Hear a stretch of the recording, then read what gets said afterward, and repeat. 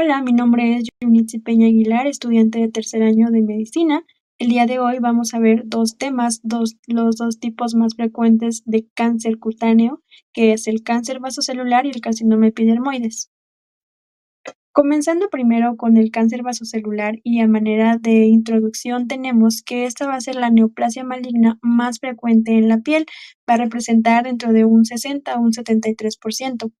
Su origen va a ser a partir de la capa basal de la epidermis y de sus anexos.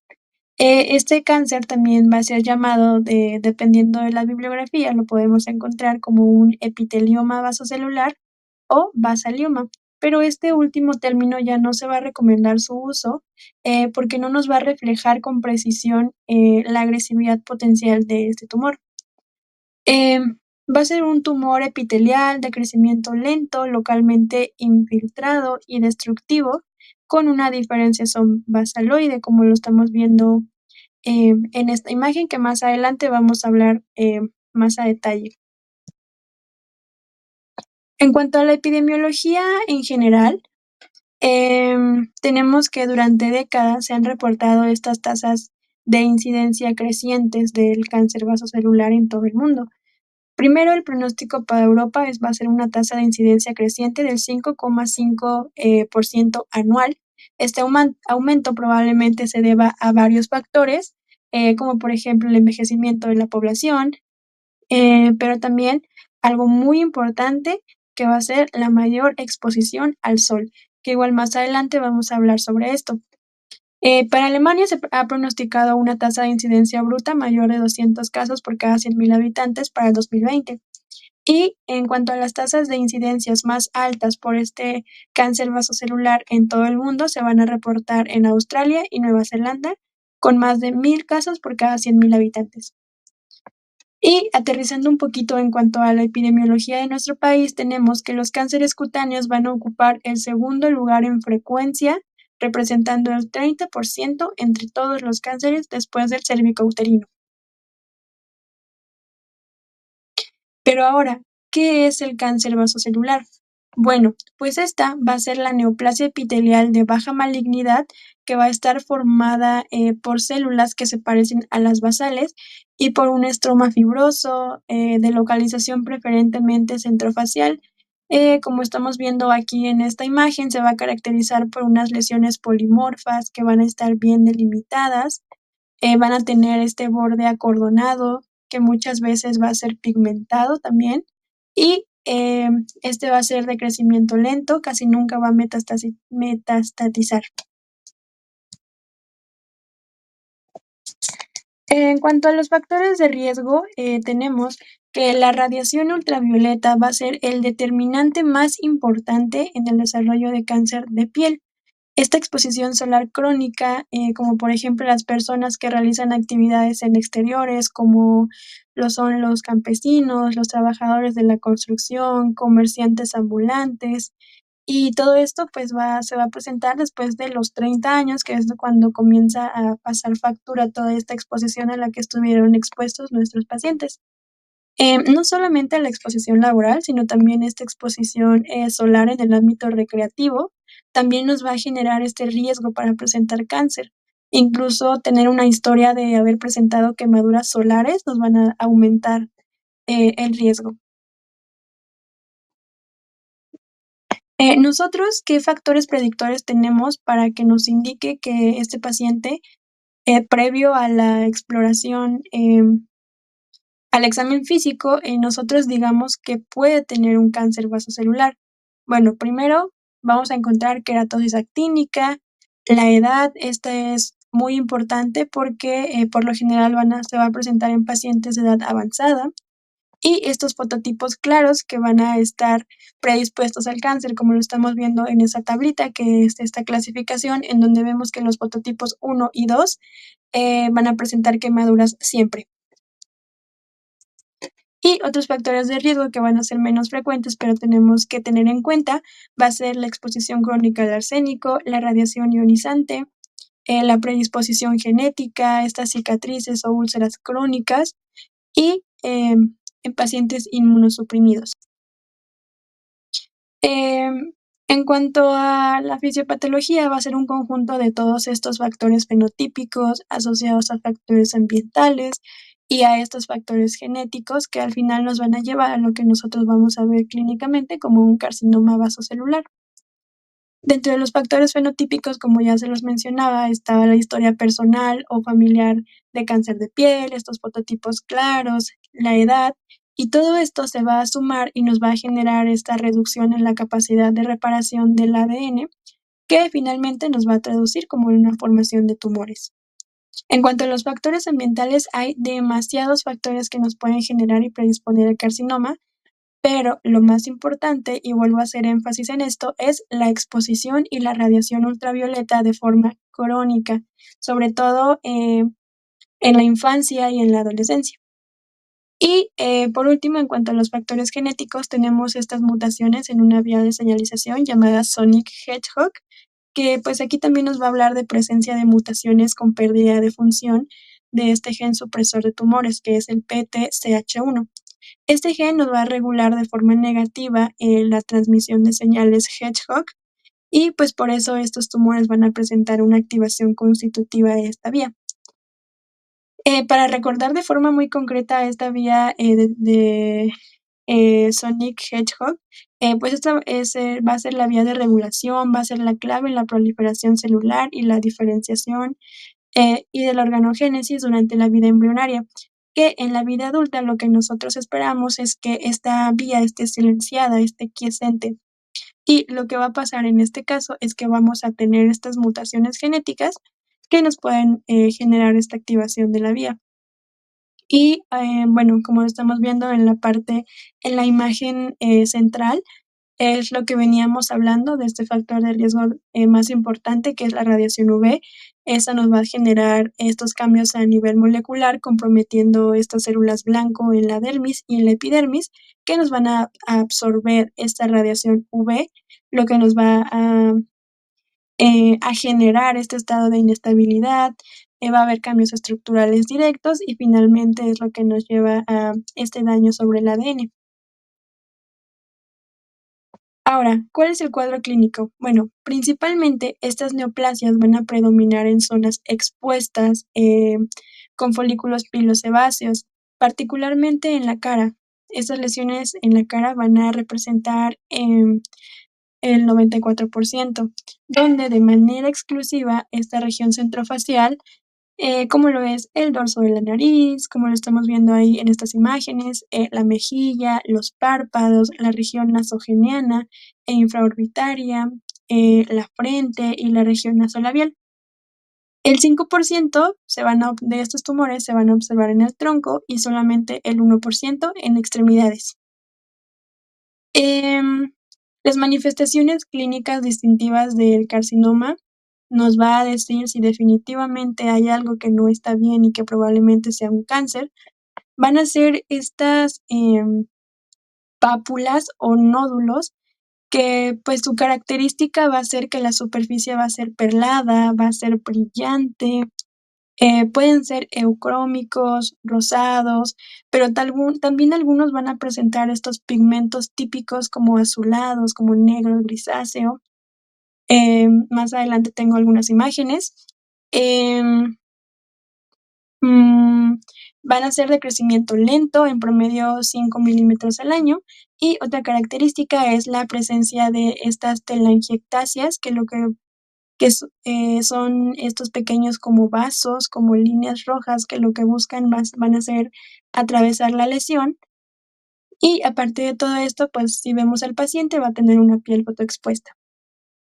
En cuanto a la clasificación, se pueden clasificar de forma clínica y de forma histológica.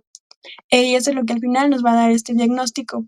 Dentro de los subtipos clínicos tenemos todos los que están en la diapositiva y dentro de los histológicos, que son en los que vamos a ver en las siguientes diapositivas, tenemos al nodular, al superficial, que estos dos son los de menor riesgo, y seguido a ellos el micronodular, el morfeiforme, el infiltrante y el tenebrante. Estos ya nos van a hablar de un riesgo mucho más alto. Describiendo cada uno de los subtipos, vamos a tener primero al carcinoma vasocelular nodular, que este va a ser el más común, representa el 60% de todos los vasos celulares. Como les mencionaba, este va a ser un nódulo perlado, va a ser traslúcido o brillante con estos bordes elevados y una superficie telangiectásica. Van a ser de color rosado o eritematosa y la característica de estos es que pueden desarrollar una úlcera central o costra. Se va a localizar en las zonas fotoexpuestas, va a tener un crecimiento lento pero progresivo. Bueno, ahora, como vemos en estas imágenes de la parte superior izquierda, em, acá estamos viendo otro caso. Esta no va a ser una lesión tan neocrómica como ya les mencionaba al principio, sino que es una lesión pigmentada, que aquí se va a ver como más grisáceo, más azulado. Y en la siguiente imagen, en la tercera imagen, comenzando, bueno, viéndolas desde izquierda a derecha, tenemos una dermatoscopía que nos va a mostrar como estos pigmentos, en este caso en la periferia. Em, en la segunda imagen, de la parte inferior podemos observar estas telangiectasias, estas líneas rojitas, estos vasitos que van a atravesar las lesiones, y todas las demás son más ejemplos de esta pigmentación grisácea.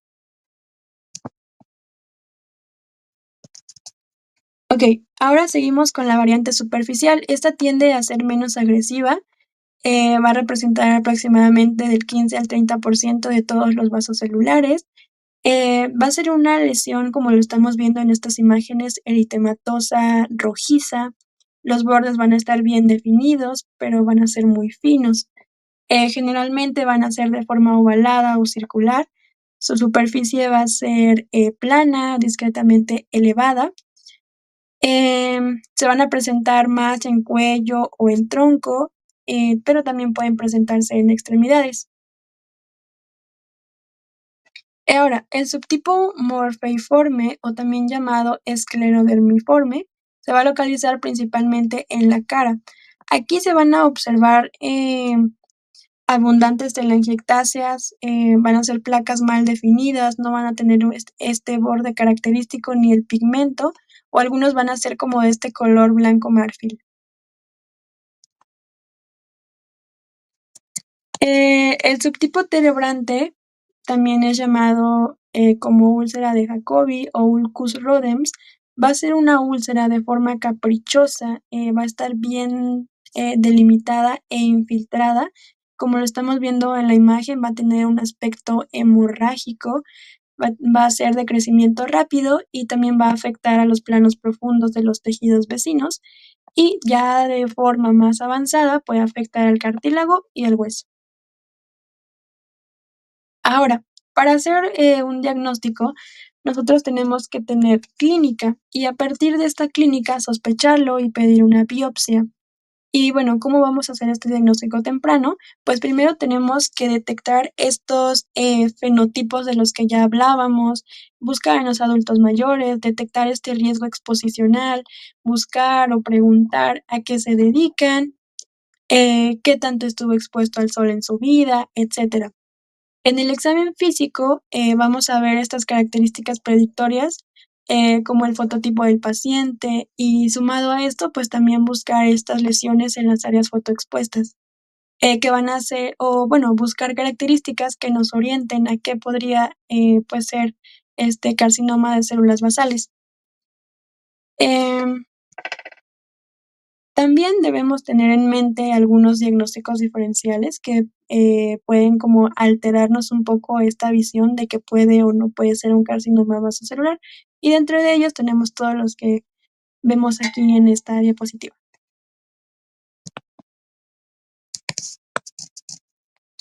Ahora, en la dermatoscopía. Bueno, aquí lo que estamos viendo es de una variante pigmentada, y en ella se encuentran al menos unas de las siguientes estructuras o en cualquier otra dermatoscopía de alguna lesión pigmentada. Vamos a encontrar ulceraciones no traumáticas, vamos a encontrar estas estructuras como azul grisáceas, eh, eh, áreas en hoja de arce y también estas estructuras en rueda de carreta, que, pues, es como este circulito que vemos en la parte superior, que en el fondo se ve como más oscuro y para hacia la periferia ya es más claro. Y estas 2 últimas estructuras van a tener una especificidad del 100% en un carcinoma vasocelular. El pronóstico. Bueno, este carcinoma vasocelular muy rara vez va a ocasionar metástasis, pero puede resultar en una destrucción local de la piel, del tejido celular subcutáneo, del cartílago o del hueso. Y este pronóstico va a depender mucho de la localización, del tamaño de la lesión, de qué variedad histológica, si ha tenido un tratamiento previo. Y ya para terminar con el primer tema del día de hoy, tenemos el tratamiento. Aquí el método más útil y eficaz va a ser la extirpación quirúrgica. Para estas lesiones de bajo riesgo, los márgenes quirúrgicos van a ser de 3 a 4 milímetros, mientras que en las lesiones de alto riesgo, como lo es la micronodular, infiltrante y la morfeiforme, van a ser de 6 a 8 milímetros, porque como ya lo habíamos mencionado, no van a tener unos bordes bien delimitados. Y justo para estas también tenemos la cirugía microscópica de Mohs, que esta es recomendada para los subtipos histológicos agresivos y para tumores localizados en la zona centrofacial. Otra es la radioterapia, que esta va a ser una opción para pacientes mayores de 65 años que no deseen la cirugía. Y otras opciones también tenemos la criocirugía con nitrógeno líquido, las terapias tópicas con imiquimod, el 5-fluoroacilo o la terapia fotodinámica. Y bueno, así finalizamos el primer tema, que es cáncer vasocelular, y comenzamos con el tema número 2, que es carcinoma epidermoide. Aquí, en cuanto a la epidemiología, va a ser un poco idéntica al vasocelular. La incidencia va a ser creciente a nivel mundial. La zona geográfica con la más alta radiación va a ser Australia. Tenemos que en Estados Unidos, los casos van a ser de 700,000 anuales, y en México, este carcinoma espinocelular justo va a seguir en frecuencia al vasocelular. Este va a representar, dentro de un 17 a un 23%. Lo mismo que en el vasocelular, predomina en sujetos de piel blanca, rubios con ojo claro, con exposición prolongada a la luz solar y cuya piel va a sufrir quemaduras con facilidad, que de acuerdo a la clasificación que estamos manejando, va a ser el tipo 1 y tipo 2, y va a ser más frecuente en personas mayores de 60 años. Ahora, en cuanto a la definición, aquí también es importante mencionar que dependiendo de la bibliografía lo vamos a encontrar con diferentes nombres. También se llama carcinoma espinocelular o epitelioma espinocelular. Pero esta va a ser una neoplasia cutánea maligna derivada de estas células queratinocíticas de la epidermis o de sus anexos, que se va a caracterizar por estas lesiones que van a predominar en la cabeza y en las extremidades, que pueden ser in situ, superficiales, infiltrantes, vegetantes, verrugosas o ulceradas, y a diferencia ahora sí del vaso celular, estas pueden crecer con rapidez y metastatizar hacia ganglios regionales y otros órganos.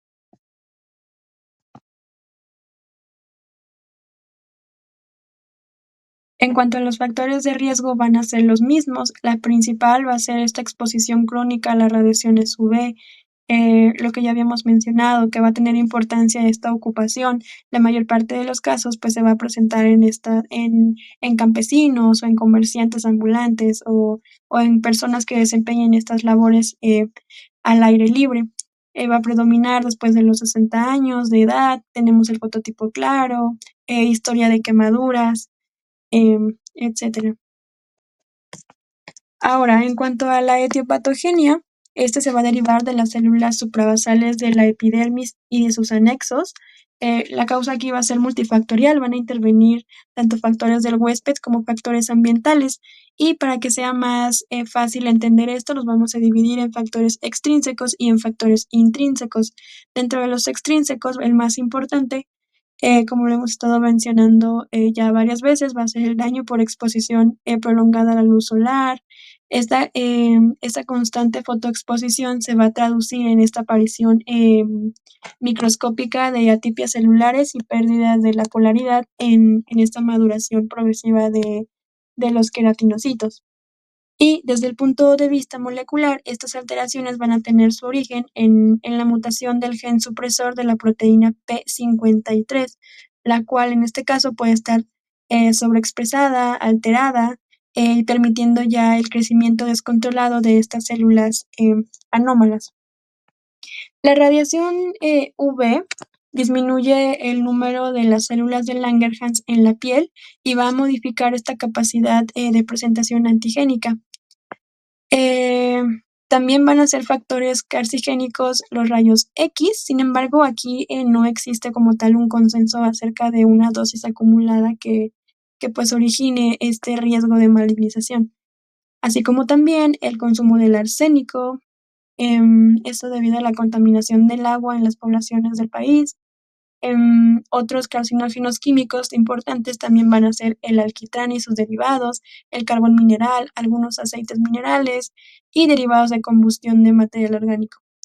Otro muy importante va a ser el BPH, que pues diversos tipos de cáncer no melanoma y estas lesiones, precancerosas, pues se han relacionado directamente con estos virus. Y después también tenemos los factores intrínsecos, que son todos los que estamos viendo en esta diapositiva. Ahora, en cuanto a la clasificación, tenemos que se van a clasificar en in situ, nodular tumoral queratóxico, ulcerado, vegetante o verrugoso y epiteliomiatosis múltiple. Dentro del cuadro clínico tenemos que principalmente se van a encontrar en zonas fotoexpuestas y la cara es, el principal, ya que va a representar de un 50 a un 86,7%. En las extremidades tenemos que representa un 20%, en el tronco solamente el 9% y en la piel cabelluda el 5%. Ahora vamos a comenzar con las lesiones in situ. Aquí se van a tratar de una neoplasia intraepitelial maligna que va a estar caracterizada por esta proliferación de queratinocitos, atípicos que van a estar confinados, a la epidermis o al epitelio mucoso, pero sin invasión a la lámina propia. Va a ser intradérmica durante meses o incluso años. Y los ejemplos, característicos, digámoslo de esta manera, van a ser la enfermedad de Bowen, que son las que estamos viendo en la imagen central. Esas son lesiones cutáneas, ahí vemos, máculas, o placas eritematosas que van a estar bien delimitadas, van a tener una superficie escamosa, o costrosa, principalmente en estas áreas fotoexpuestas. Y otro ejemplo son las, eritroplasias de Keirat, que van a afectar el pene. Continuando, ahora tenemos la lesión nodular tumoral queratóxica. Em, Estas van a, producir, lesiones queratinizadas de una base infiltrada, que pueden causar este cuerno cutáneo o pueden mostrar ulceraciones centrales con un cráter, de queratina, como lo estamos viendo en las últimas imágenes, comenzando de izquierda a derecha, que lo que nos están mostrando son estos queratoacantomas. Y las imágenes 1 y 2 tenemos, estas lesiones en las extremidades que nos muestran un carcinoma, múltiple y nodular queratóxico.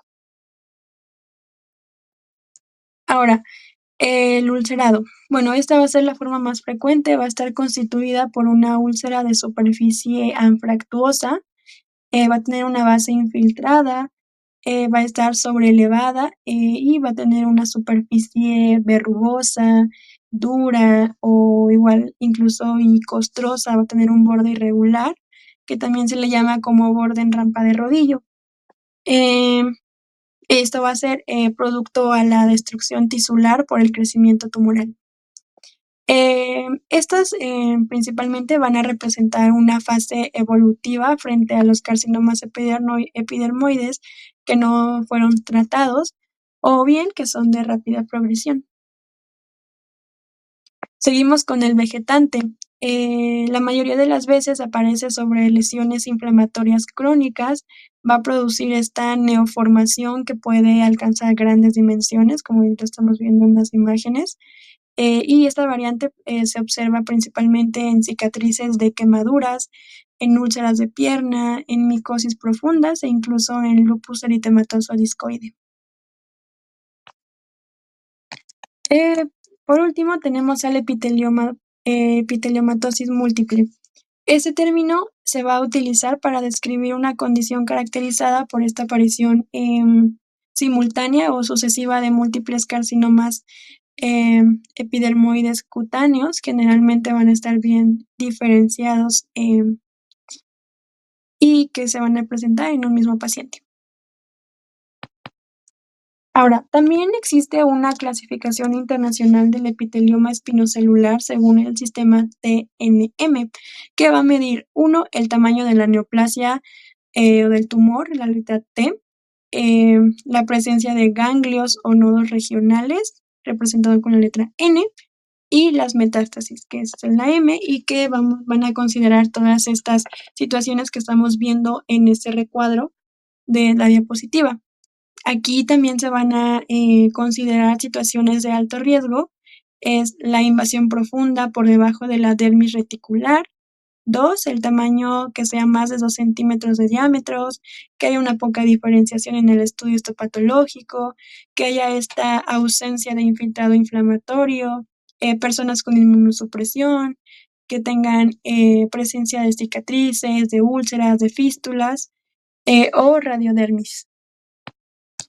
Ahora, en cuanto al diagnóstico, primero nosotros debemos tener, la evaluación clínica. Tenemos que hacer una historia clínica dirigida, tenemos que preguntar al paciente, em, sobre el tiempo de evolución de la lesión, si ha notado cambios como que refiera que creció, que ha tenido un crecimiento rápido, que se ha ulcerado, que ha sangrado, que tenga estos antecedentes de fotoexposición crónica, quemaduras, cicatrices, radiaciones previas, que sea un paciente inmunosuprimido, que haya tenido síntomas locales como un dolor.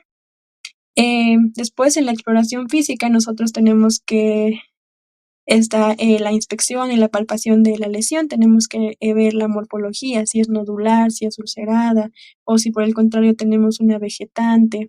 Tenemos también que ver el tamaño, los bordes, la consistencia, etcétera. Y en cuanto al diagnóstico histopatológico, pues este va a ser indispensable y la confirmación, diagnóstica va a ser mediante una biopsia. Como estamos viendo en esta presentación, tenemos diferentes tipos de biopsia. Sin embargo, la técnica utilizada, pues, va a depender de las características de la presunta neoplasia maligna, em, y también del juicio del médico. Ahora, después, en cuanto al estudio histológico, se van a evaluar, puntos como la arquitectura tumoral, el grado de diferenciación, la profundidad de la invasión, eh, el estado de los márgenes, y según estos datos se va a clasificar, em de acuerdo a esta tablita que nosotros estamos viendo en pantalla, que es la escala de Broders. Nos va a medir el grado de agresividad del tumor de acuerdo al número de células, diferenciadas. En cuanto a la dermatoscopía, esta nos va a permitir identificar estas estructuras que nos van a facilitar la distinción entre un carcinoma epidermoide in situ, por ejemplo, y uno invasor. En el primer caso, vemos que va a predominar esta presencia de unos vasos puntiformes, o glomerulares, va a tener una escama difusa, y también va a haber microerosiones. Sin embargo, en el invasor, la dermatoscopía nos va a permitir visualizar estos vasos en horquilla, unos vasos lineales irregulares, estas aberturas, foliculares con doble halo. También vamos a ver tapones, o masas, unas, costras centrales de queratina. Y bueno, estas últimas, pues, van a ser más notorias en el queratoacantoma. Y, El diagnóstico diferencial lo vamos a hacer con todas estas otras manifestaciones que son podemos tener un queratoacantoma, un carcinoma vasocelular, queratosis seborreica, melanoma mielánico, tuberculosis verrugosas, granuloma piógeno o sarcomas. Y ahora sí, por último, en cuanto al tratamiento, este puede ser quirúrgico en la mayoría de los pacientes. Esta, pues, terapéutica va a depender del tamaño y de la localización del tumor, de su evolución, del tratamiento previo, de la edad también es algo muy importante, del estado general y, pues, también, va a depender mucho de la capacidad económica del individuo y así también como la experiencia del cirujano. Tenemos que el mejor tratamiento va a ser la extirpación quirúrgica con márgenes, de 4 a 6 milímetros para tumores de bajo riesgo y de 6 a 8 milímetros para los de alto riesgo, como lo son los infiltrantes, que van a tener, pues, estos, márgenes clínicos mal definidos. Si está disponible, también tenemos la cirugía micrográfica de Mohs, que, pues, va a ser el mejor tratamiento para los tumores de alto riesgo, como igual ya se los había mencionado, en el vaso celular. También tenemos la radioterapia, que esto se va a indicar en pacientes que van a ser malos candidatos para la cirugía y en personas, mayores que no deseen operarse. También esta misma se puede utilizar de forma adyuvante después de la extirpación de los tumores de alto riesgo. Tenemos también que los carcinomas espinocelulares in situ pueden tratarse mediante, electrodesecación, curetraje, mediante radioterapia superficial, láser de CO2, terapia fotodinámica o terapia tópica con 5-fluorouracilo o con imiquimod. Em, y que, pues, bueno, todas estas técnicas, van a producir unas curaciones del 90 al 95%, de todos los pacientes. Finalizando con mi presentación, vamos a tener ya las medidas de prevención que debido a que este carcinoma se van a asociar con la exposición a los rayos, ultravioleta, pues se van a recomendar esta serie de medidas para limitar, la exposición, como por ejemplo, evitar la exposición al sol, el uso de ropa protectora y, utilizar protector solar con un mínimo de FPS 30. Eso ha sido todo por hoy. Muchas gracias por escucharme.